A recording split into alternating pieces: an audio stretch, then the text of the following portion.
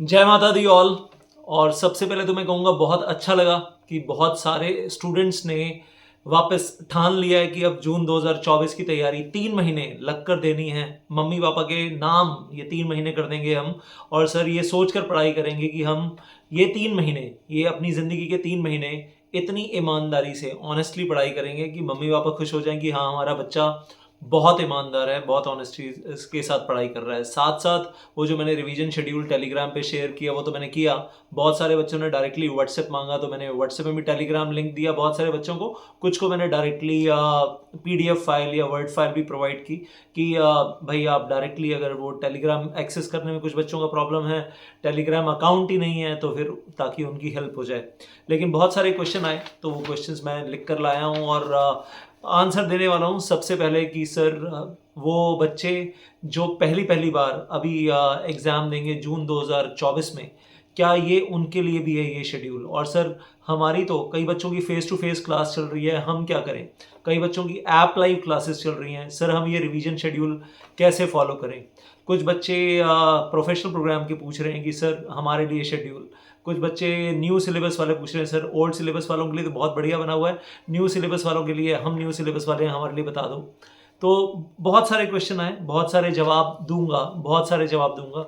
सबसे पहले तो ये बोलना चाहूँगा, जो बच्चे आजकल फेस टू फेस क्लासेस कर रहे हैं या जो बच्चे आजकल ऐप लाइव क्लासेस कर रहे हैं और वो ये बोल रहे हैं कि सर हमारे तो कोचिंग इंस्टीट्यूट में हमको बोला गया है कि हमारी क्लासेस तो अप्रैल एंड में जाकर ख़त्म होंगी, हमारा सिलेबस अप्रैल एंड में ख़त्म होगा।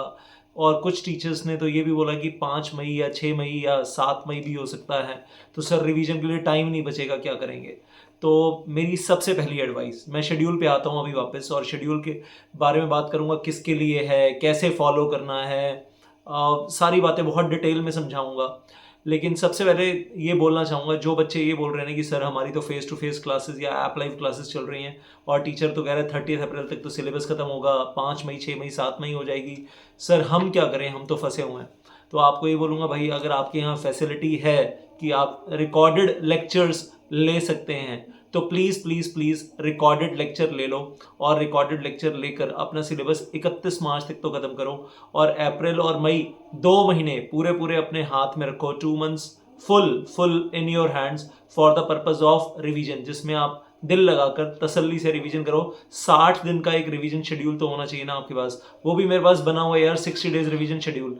लेकिन 25 डेज रिवीजन शेड्यूल तो कुछ नहीं होता ना, 30 डेज रिवीजन शेड्यूल तो बहुत ही टाइट है ना, कि 30 दिन के अंदर हम सब कुछ 2 बार 3 बार रिवाइज कर लेंगे, कैसे कर लेंगे? और फिर तो जून 2024 अगर फेल हो रहा है इस वजह से कि रिवाइज नहीं कर पाए तो बड़ा दुख की बात है। पेरेंट्स को भी परेशानी देंगे और खुद भी परेशान होंगे, मतलब डिप्रेशन तो खुद को भी आता है, परेशानी तो खुद को भी होती है, डिसअपॉइंटमेंट तो होती है कि इतनी सारी पढ़ाई की और रिवीजन के लिए टाइम नहीं था इसलिए फेल हो गए।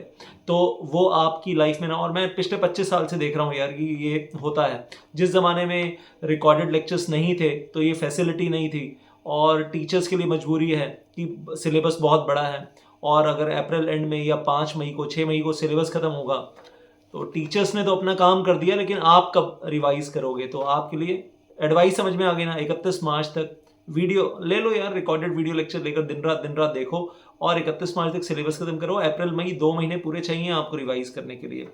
तो अगर आप सिंगल ग्रुप दे रहे हो तो भी 2 महीने चाहिए, बोथ ग्रुप्स वाले तो मतलब मैं कहता हूँ कम से कम 4 महीने रिवाइज करने के लिए हाथ में होने चाहिए जब पहली पहली बार बोथ ग्रुप्स के एग्जाम देते हैं।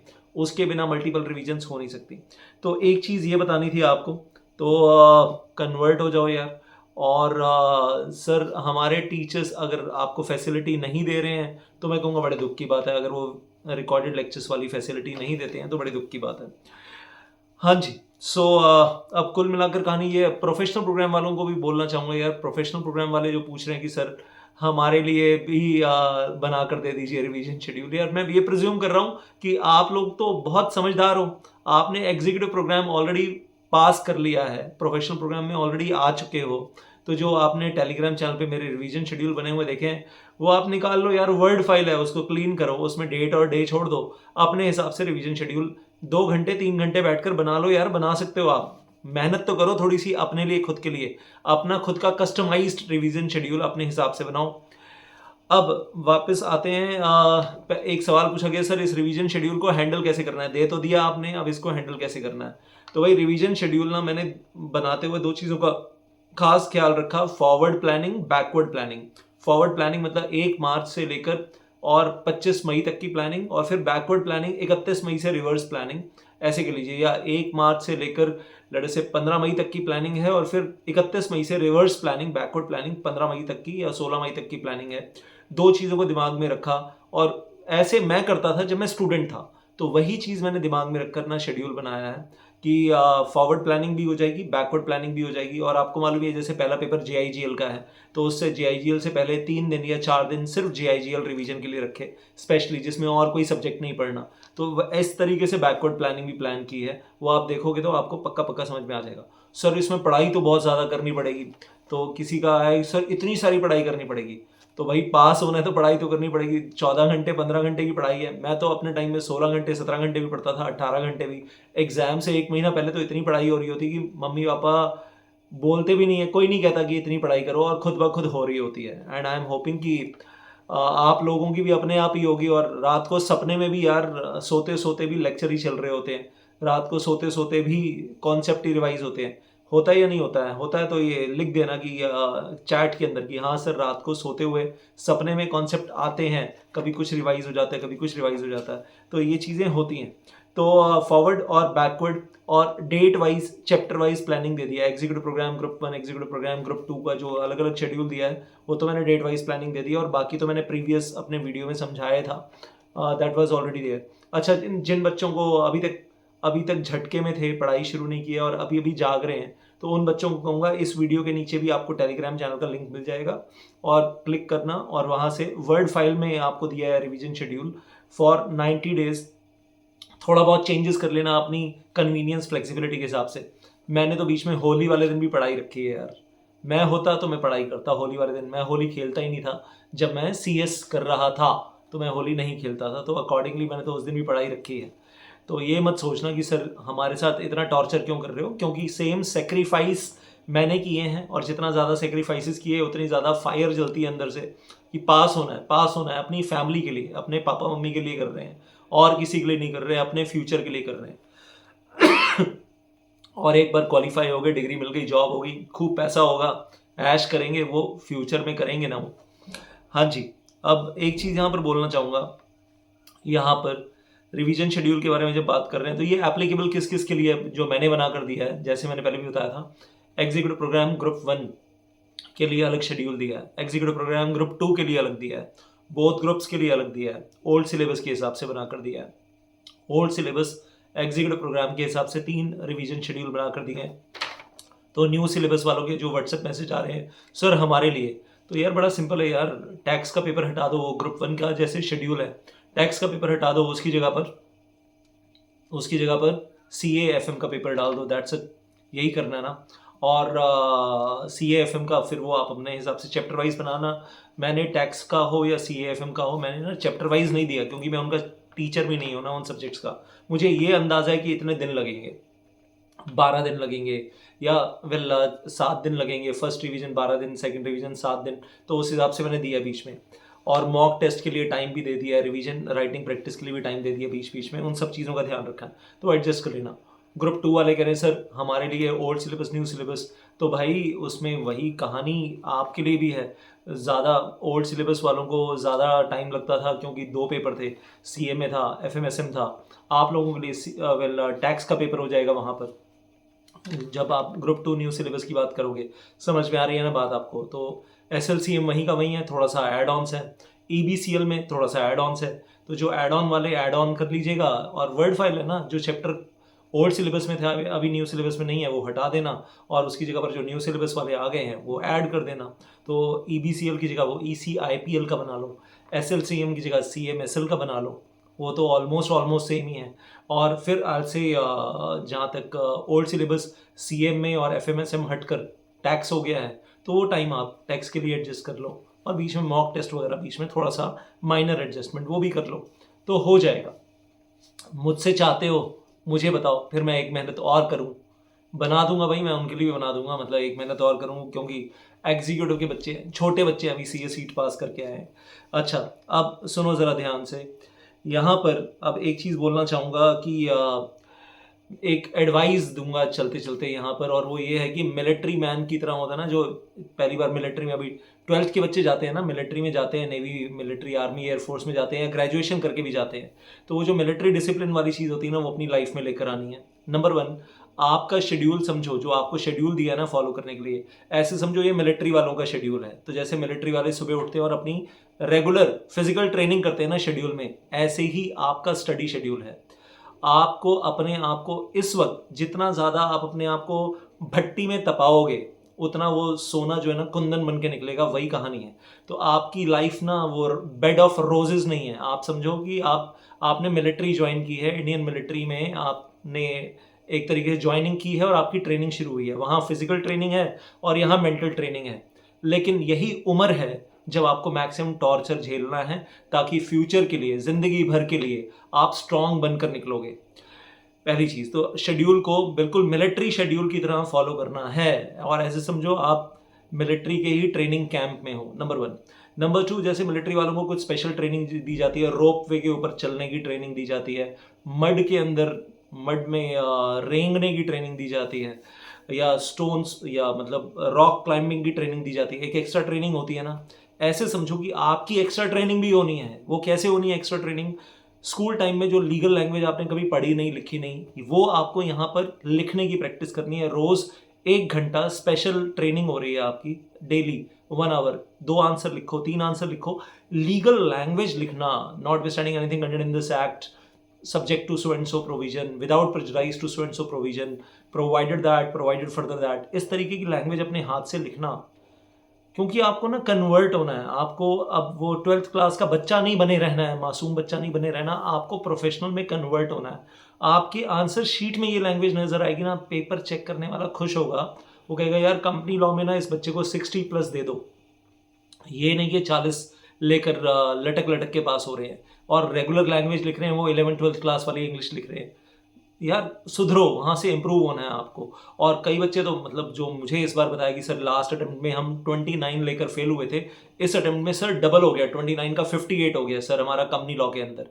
यही मैजिक है यार, यही सिखाता हूँ अपने फुल बैच में, यही सिखा रहा होता हूँ कि आपको अब वो 12th क्लास का बच्चा नहीं बने रहना है, आपको ना प्रोफेशनल लैंग्वेज लिखनी आनी चाहिए, और वो आपकी आंसर शीट में दिखेगी तो पेपर चेकर उसी को पढ़कर तो खुश होगा, उसी को पढ़कर तो वो नंबर देगा। आपने प्रॉपर टाइटल बनाया आंसर का, प्रॉपर आपने फ्रेमवर्क बनाया आंसर का कि फर्स्ट पैरा क्या होगा, सेकंड क्या होगा, थर्ड क्या होगा, आपने पूरी भूमिका बनाई अपने आंसर की, पहले दिमाग में फिर ऑन पेपर। अच्छी लीगल लैंग्वेज के साथ आपने आंसर लिखा है, सेक्शन नंबर कोट किए हैं, केस का नाम कोट किया है, प्रॉपर कंक्लूजन दिया है। यही तो चाहिए। जो नहीं हो रहा है तो फिर वो 29 पे लटक रहे हैं, 39 पे लटक रहे हैं, सर हमें तो पता ही नहीं चल रहा कि हमारे साथ ऐसा क्यों हो रहा है। और बहुत सारे बच्चों ने इस बार ये भी बोला सर हमारे टीचर्स ने हमें कभी ऐसा गाइड ही नहीं किया सर, तो वो क्योंकि वैसी गाइडेंस ही नहीं मिली, हमें हमेशा लॉलीपॉप की तरह ही पढ़ाया गया और ऐसा लगा कि 11th-12th जैसे ही मजाक भी चल रही है, और मजाक तो अति में चल रही है और पढ़ाई कम चल रही है, वो वाली शिकायत भी मेरे पास बहुत आई बच्चों की। तो सर वो ना हम अच्छे प्रोफेशनल कैसे बने, ये किसी ने सिखाया नहीं। तो वो बच्चों के जब मेरे पास व्हाट्सएप मैसेजेस आते हैं तो मुझे लगता है यार सही डायरेक्शन, सही गाइडेंस की बड़ी कमी है। और बहुत सारे टीचर मजाकिया मोड में तो रहते हैं, लेकिन प्रोफेशनल तरीके से बताते नहीं हैं कि आपको पेपर अटेम्प्ट कैसे करना है। तो this is one big problem. लिखना है क्यों, कुछ भी लिखा हो यार एग्जाम में, फिर लिखने के बाद अगर आपको ये लग रहा है कि मैं तो बिल्कुल 100 मार्क्स का पेपर अटेम्प्ट करके आया, मेरे 29 क्यों आए, मेरे 30 क्यों आए, मुझे तो पता ही नहीं है, तो फिर मैं कहूँगा आप अगर एक बार बेवकूफ़ी कर चुके हो तो ठीक है, लेकिन आप वो बेवकूफ़ी बार बार रिपीट कर रहे हो तो गलत है। तो जो मैंने बोला नंबर 2, आपको पहला नंबर शेड्यूल फॉलो करना है, दूसरा नंबर स्पेशलाइज ट्रेनिंग, कैसे डेली 1 घंटा 2 घंटा आपको लिखना है। नंबर 3, मिलिट्री वालों को वॉर में जाने में डर क्यों नहीं लगता, ये चीज़ बड़ी इंपॉर्टेंट है। वॉर में जाने में डर क्यों नहीं लगता? वो पाकिस्तान बॉर्डर पे अगर जाकर मशीन गन लेकर चला रहे हैं, या अगर एयरक्राफ्ट लेकर एयरफोर्स वाले पाकिस्तान के अंदर घुसे जा रहे हैं, या फिर अंदर घुसकर वहाँ जाकर सर्जिकल स्ट्राइक करके आ जाते हैं, क्यों नहीं लगता डर? उसका रीज़न क्या है? उन्होंने वो जो वॉर ड्रिल होती है, वॉर ड्रिल बहुत ज़्यादा बार बार प्रैक्टिस की होती है, हर महीने एक बार वॉर ड्रिल हो रही है, जैसे कि रियल लाइफ वॉर सिचुएशन है। तो क्योंकि उनकी ज़िंदगी का वो रेगुलर पार्ट है कि हर महीने एक बार वॉर लड़ ही रहे हैं, वॉर ड्रिल में हर महीने एक बार जा ही रहे हैं, तो आपकी ज़िंदगी में आप बार बार मॉक टेस्ट अगर दे रहे हो, वॉर ड्रिल की जगह आपके लिए मॉक टेस्ट है, तो अगर आप मॉक टेस्ट बार बार अपीयर कर रहे हो, आईसीएसआई ने अपने मॉड्यूल में पीछे क्वेश्चन पेपर दिए हुए हैं, वही अटेम्प्ट कर लो at the end of the module, वो दिए हुए हैं। पास्ट ईयर्स, पास्ट अटेम्प्ट्स के, पास्ट एग्जाम के क्वेश्चंस उठाओ, वो मतलब क्वेश्चन पेपर हैं, वो अटेम्प्ट कर लो, क्वेश्चन पेपर मिल जाते हैं आईसीएसआई की वेबसाइट पे। हाँ, अगर आप ये कह रहे हो सर हमने कहीं से किसी की ऐसी कोई मॉक टेस्ट सीरीज ली है जिसमें क्वेश्चंस बड़े लॉलीपॉप थे, लड्डू थे और हमने फोड़ दिया सर, उसमें 80% मार्क्स आ गए हमारे, 70% मार्क्स आ गए, 65% मार्क्स आ गए, हम बड़े खुश हैं। अगर वो देखो, अगर वो मॉक टेस्ट का लेवल आईसीएसआई के लेवल से ऑलरेडी मैच करता है और चेकिंग का लेवल भी आईसीएसआई के लेवल से मैच करता है तो बढ़िया है। लेकिन अगर वहाँ पर मॉक टेस्ट सीरीज जहाँ पर आपने पेड वाली ली है और पे करके ली है, अगर वो है बहुत लड्डू, लॉलीपॉप, और आईसीएसआई का पेपर का लेवल है बहुत ऊपर, तो मिसमैच हो रहा है। केस स्टडीज़ आपसे वो हैंडल नहीं करवाई मॉक टेस्ट में जो आईसीएसआई देने वाला है। तो फिर मैं कहूँगा आप ऐसे समझो कि आप जो मॉक टेस्ट पेड वाली कर रहे हो, वो जो है ना, वो एक तरीके से आपको क्रिकेट मैच की प्रैक्टिस करवाई जा रही है with the green tennis ball, वो जो पिंग पोंग बॉल होती है उससे आपको करवाई जा रही है, ग्रीन बॉल से, टेनिस बॉल से।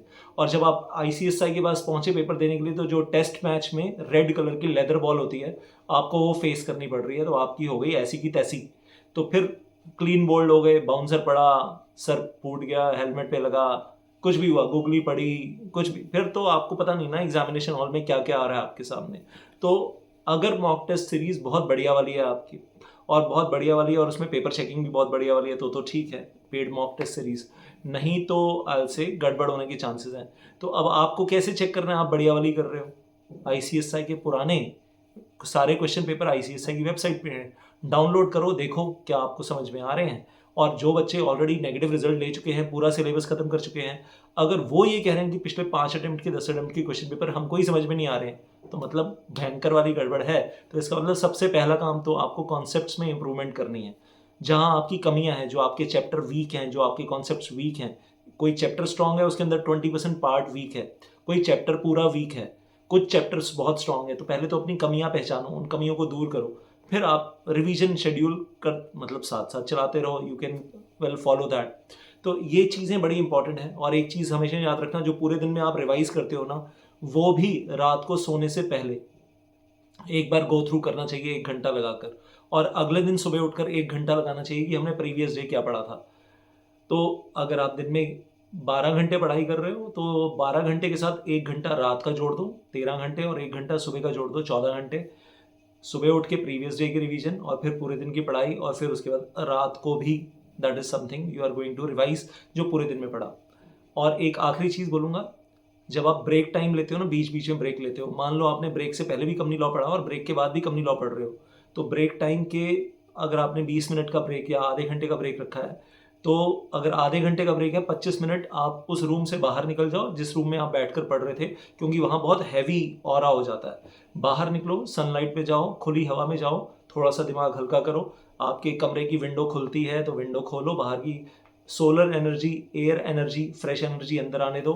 बाहर बालकनी में जाओ, छत पे जाओ, पार्क में जाओ, थोड़ा सा कूल ऑफ करो। और उस ब्रेक टाइम में आपको कोई वीडियो नहीं देखनी है। आपको अगर म्यूज़िक भी सुनना है तो खाली म्यूज़िक सुनो विदाउट लिरिक्स, और अगर लिरिक्स वाला सुनना है तो ऐसी लिरिक्स वाला सुनो जो लिरिक्स आपकी लैंग्वेज की नहीं है, क्योंकि तब आप जब आप ब्रेक के बाद वापस आओ ना और पढ़ाई के लिए बैठो, तो उस वक्त आपका फोकस पढ़ाई पे आराम से बन सके। अगर आपने ब्रेक टाइम में कुछ भी देखा है ना, वीडियोस देखे हैं, या आपने ऑन स्क्रीन कुछ भी देखा है, या आपने कोई भी गाने सुने हैं, तो पता चलेगा पढ़ाई के लिए तो बैठ गए आप ब्रेक के बाद, लेकिन दिमाग में ना वही वीडियो चल रही है, बैक ऑफ माइंड वही गाने चल रहे हैं, और वो लिरिक्स चल रही हैं, और जो पढ़ रहे हो वो दिमाग में जा नहीं रहा है, तो गड़बड़ हो जाएगी। तो कौन सा वाला म्यूज़िक सुनना है? जिसमें खाली सिर्फ म्यूज़िक हो वो सुनना है, या फिर म्यूज़िक के साथ लैंग्वेज वो हो जो आपको आती ही नहीं है। तो अगर आप नॉर्थ इंडियन हो, आप तमिल लैंग्वेज के गाने सुन लो, और अगर आप तमिलियन हो तो आपको मेरी बात समझ में नहीं आ रही होगी, तो बात यहाँ ख़त्म हो जाती है। सो फाइनली आज के लिए ये सारे इंपॉर्टेंट पॉइंट्स जो मैं आपके साथ डिस्कस करना चाहता था। तो 3 चीज़ें सम अप करूँगा फिनिश करते हुए। नंबर 1, शेड्यूल फॉलो करो। नंबर 2, डेली राइटिंग प्रैक्टिस 1 घंटे की डालो बीच में। नंबर 3, मॉक टेस्ट और वॉर ड्रिल वाला काम करो। All the very best for your upcoming June exam. और साथ में एक चीज़ बोलूँगा, वो आखिरी दिन आपके पास बाकी है, आखिरी मौका for your availing the discount package. तो जो लोग मेरे मिशन में जुड़ना चाहते हैं, मेरे मिशन में मेरे साथ जुड़ना चाहते हैं, all the people who want to unite with me in my mission in studying the bare act for exhaustive study with बाल की खाल legal interpretations behind the words in between the lines, most welcome. मौका अभी आपके पास है। और इस video के नीचे आपको एक लिंक मिल जाएगा, you will be getting a link.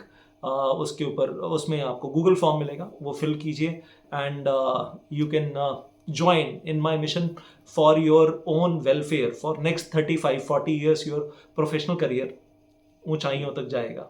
All the very best.